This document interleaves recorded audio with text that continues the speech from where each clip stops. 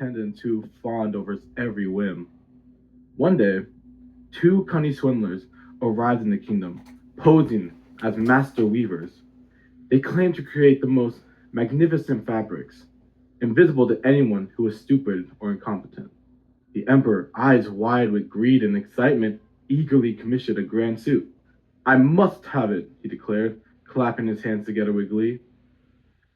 Now picture the swindlers in the palace, pretending to weave on empty looms, as they demanded the finest silk and gold thread, which they so carefully pocketed into their clothes, while working diligently on the invisible cloth.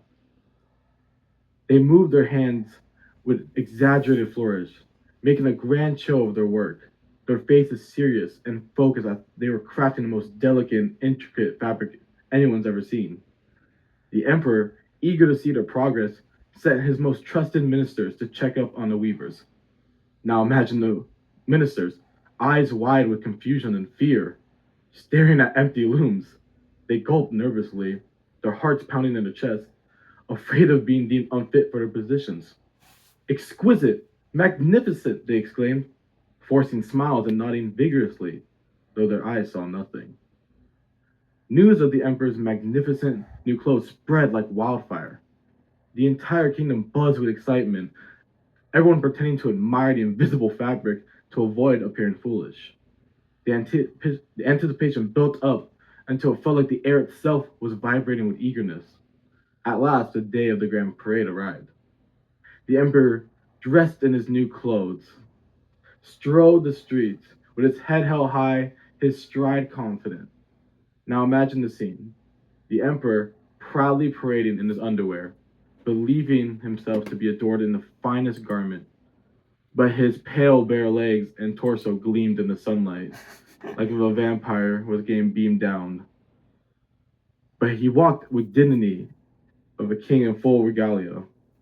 The townsfolk, eyes wide and mouths open, fearful of being exposed as fools, cheered and applauded with exaggerated enthusiasm. But then, a small child's innocent voice pierced the facade. But he isn't wearing anything at all. The crowd fell silent, gasps of shock rippling through the masses, and soon laughter just erupted. The emperor had his face turning a deep shade of crimson. Realizing the truth, blushed in embarrassment, but he continued the parade with even greater pride, refusing to admit his mistake. He held his head higher, his steps even more pronounced, as if he could walk away his folly with sheer willpower. The Emperor's New Clothes is a timeless tale that uses humor and irony to expose human folly and the dangers of vanity and pretense. There are two morals of the story in my case. One, you don't need to follow the crowd, because sometimes they're all wrong. The Emperor's subjects went along with the illusion, afraid to speak up, but it took a child's honesty to reveal the truth. In our own lives, we must have the courage to trust our own perceptions and speak out, even if it means going against the crowd. The second moral is that the mind is very powerful.